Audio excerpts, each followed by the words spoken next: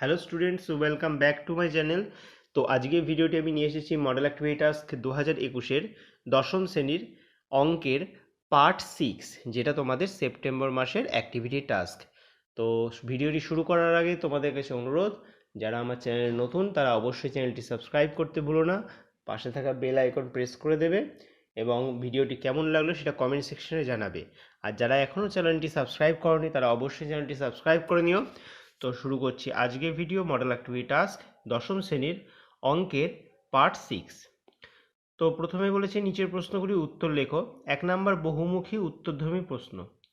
First question বলেছে x varices Y square এবং Y equal to 3 যখন এক্স এর মান কত হলে ওয়াই এর মান ধনাত্মক হবে। তাহলে এক্স এর মান কত হলে, এক্স এর মান যদি 5 হয় তবে ওয়াই এর মানটা ধনাত্মক হবে। চলে আসছি, তাহলে প্রথম প্রশ্নের উত্তর হবে 5 এ।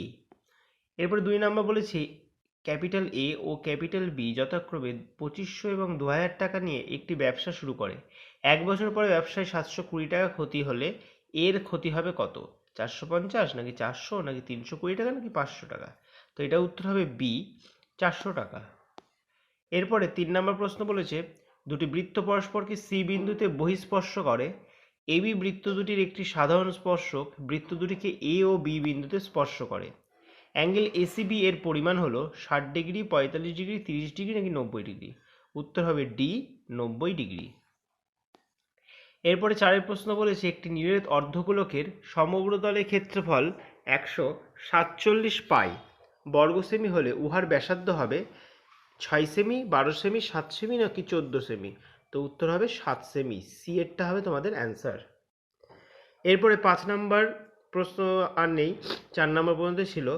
2 নম্বরে বলেছে সত্য এবং মিথ্যা লেখো। 1 নাম্বার ও কেন্দ্রীয় বৃত্তের বহিস্থ বিন্দু এ থেকে বৃত্তের দুটি স্পর্শক টানা হলো যারা বৃত্তকে যথাক্রমে বি এবং সি বিন্দুতে স্পর্শ করে, তাহলে এ ও বিসি এর লম্ব সমদ্বিখণ্ডক হবে। তো এটা উত্তর হবে সত্য। এরপরে 2 নম্বর বলেছে এই যে চিত্রটা দেখতে পাচ্ছ তোমরা, এই চিত্রে পাশের চিত্রে এসটি সমান্তরাল কিউআর হলে P Q by PS, P Q by PS is equal to P R by PT হবে। তো এটার উত্তর হবে সত্য। এবার ব্যাখ্যাটাও একটু বলে দেওয়া হয়েছে, তোমাদের ব্যাখ্যাটা লেখার দরকার নেই, শুধু জানার জন্য ব্যাখ্যাটা লেখা আছে। থ্যালেসের উপপাদ্য। তো থ্যালেসের উপপাদ্য কি বলছে, কোনো ত্রিভুজের কোনো বাহুর সমান্তরাল সরলরেখা অপর দুটি বাহুকে বা তাদের বর্ধিত বাহুকে সমানুপাতে বিভক্ত করে।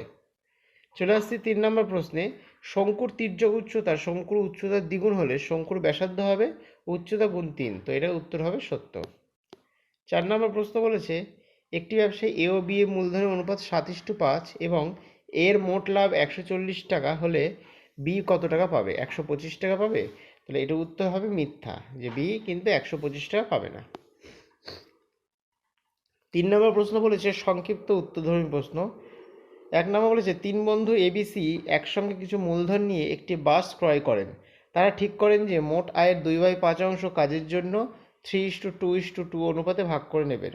কোনো এক মাসে যদি 29,260 টাকা আয় হয় তাহলে এ এর আয় বি এর আয়ের থেকে কত বেশি হবে? তো প্রথমে এই কোশ্চেনটা কী করতে হবে, আমরা তো প্রথমে বলে দেবো মূলধন হিসেবে কী অনুপাত আছে, H/B/C ইজ ইকাল টু 3:2:2। কোনো এক মাসে মোট আয় হচ্ছে 29,260 টাকা, তাহলে 29,260 টাকার 2/5 কথা বলেছে, তাহলে এটা 2/5 করলে কাটাকুটি করলে পাচ্ছি কত? 11,704 টাকা।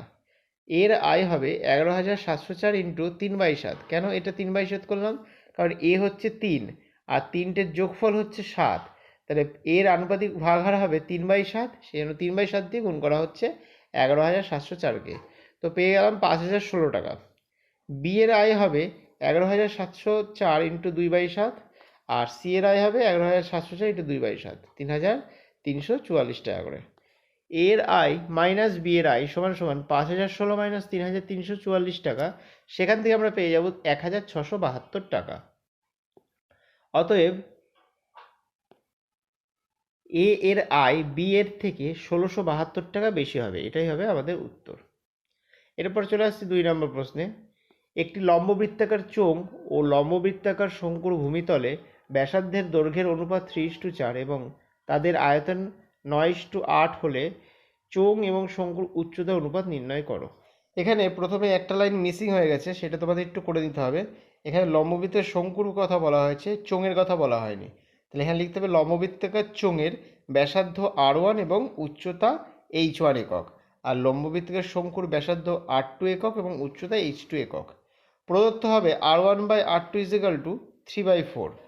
এখন লম্ববৃত্তাকার চোঙের আয়তন v1 = πr1² h1 ঘন একক, লম্ববৃত্তাকার শঙ্কুর আয়তন v2 = 1/3 πr2² h2 ঘন একক। এবার প্রশ্ন অনুসারে কী করতে হবে, v1/v2 = 9/8। তাহলে v1 এর ভ্যালু ওপরে বসিয়ে দিলাম, v2 এর ভ্যালু নিচে বসিয়ে দিলাম, = 9/8 করলাম। এবার এখান থেকে পাচ্ছি কি r1/r2 তার হোল স্কোয়ার ইন্টু h1/h2, কারণ এখানে পাই আর পাই কেটে যাচ্ছে, আর এই 1/3টাকে ওইদিকে পাঠিয়ে দেবো। তাহলে 1/3 এখানে ভাগ আছে, ওখানে গিয়ে গুণ হয়ে যাবে, তো ইন্টু 1/3।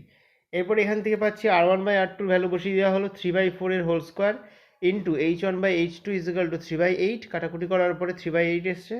এবার 3/4 তার হোল স্কোয়ার করলে 9/16 হবে ইন্টু h1/h2 = 3/8, h1/h2 = 3/8 ইন্টু 9/16 হবে 16/9। তাহলে এখানে কাটাকুটি করে পাবো 2/3। তাহলে চোঙ এবং শঙ্কুর উচ্চতার অনুপাত 2:3। এটা হচ্ছে অ্যান্সার। চলে আসছি 3 নম্বর প্রশ্নে। যদি y ভ্যারিসেস x³ এবং y এর বৃদ্ধি 8:27 অনুপাতে হলে x এর বৃদ্ধি কী অনুপাতে হয় তা নির্ণয় করো।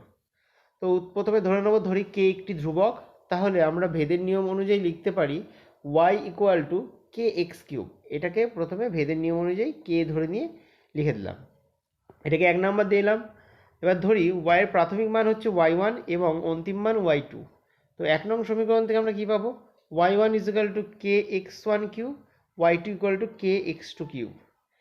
y1 এবং y2 এর অনুপাত হবে কী হবে, y1/y2 = x1³ তাহলে y1/y2 মানে 8/27 বসিয়ে দিলাম, কারণ 8/27 বলে দিয়েছে যে y এর যে বৃদ্ধি সেটা 8:27 হবে, মানে y1/y2 হচ্ছে 8:27 হবে, সেটা বসিয়ে দিলাম। দিয়ে x1/x2 এখানে 8/27 আছে, x1/x2 তার হোল কিউব লিখলাম, আর এখানে 2/3 তার হোল কিউব লিখলাম। দুদিক থেকে কিউব আর কিউব কেটে যাচ্ছে, তাহলে পাচ্ছি কি x1/x2 = 2/3। তাহলে x1:x2 = 2:3। তাহলে x এর প্রাথমিক মান হচ্ছে কি বৃদ্ধিপ্রাপ্ত হচ্ছে, প্রথমটা হচ্ছে x এর প্রাথমিক মান আর পরেরটা হচ্ছে x এর বৃদ্ধিপ্রাপ্ত মান, অর্থাৎ 2:3। উত্তর x এর বৃদ্ধি 2:3 অনুপাতে হবে বা হয়। এরপরে তোমাদের লাস্ট প্রশ্ন যেটা দিয়েছে সেটা হচ্ছে একটা বইয়েরই প্রশ্ন।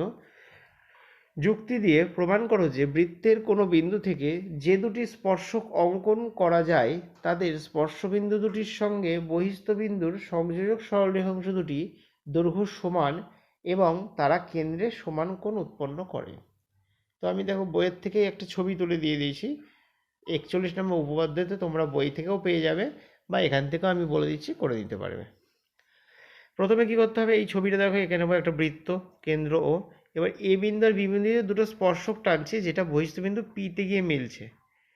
তাহলে আমাদের কি দেখাতে হবে, আমাদের দেখাতে হবে কেন্দ্রে তারা সমান কোণ উৎপন্ন করছে। তাহলে প্রদত্ত হচ্ছে ও কেন্দ্রীয়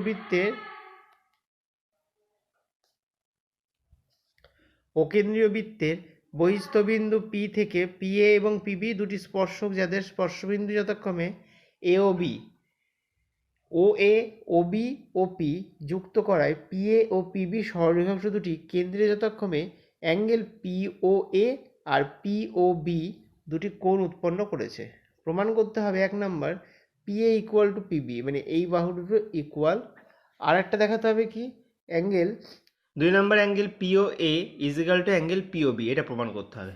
প্রমাণে আসে কি করব, পিএ ও পিবি স্পর্শক এবং ওএ এবং ওবি স্পর্শ বিন্দুগামী ব্যাসার্ধ, অতএব ওএ সমান্তরাল পিএ এবং ওবি সমান্তরাল পিবি। পিওএ এবং পিওবি সমকোণী ত্রিভুজদ্বয়ের মধ্যে অ্যাঙ্গেল, প্রথমে আমাদের কী করতে হবে, সর্বসমতা দেখাতে হবে। তো অ্যাঙ্গেল ওএপি = ওবিপি, প্রত্যেকে এক সমকোণ। অতিভুজ ওপি সাধারণ বাহু দুটো আর OA is equal to OB, এই তিনখানা আমরা পয়েন্ট পেয়ে গেছি। এর সর্বসম্মত সূত্র হচ্ছে RHS।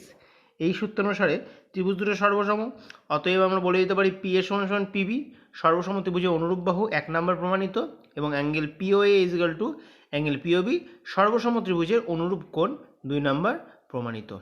তো এই ছিল তোমাদের মডেল অ্যাক্টিভিটি টাস্ক 2021-এর দশম শ্রেণীর অঙ্ক পার্ট 6। তোমরা যদি আমার চ্যানেল নতুন হয়ে থাকো তো অবশ্যই চ্যানেলটি সাবস্ক্রাইব করতে ভুলো না, পাশে থাকা বেল আইকন প্রেস করে দিয়ে অল নোটিফিকেশন অন করে দেবে, এবং ভিডিওটি কেমন লাগলো সেটা অবশ্যই কমেন্ট সেকশনে কমেন্ট করে জানাবে। তো দেখা হচ্ছে পরের ভিডিওতে, বাই।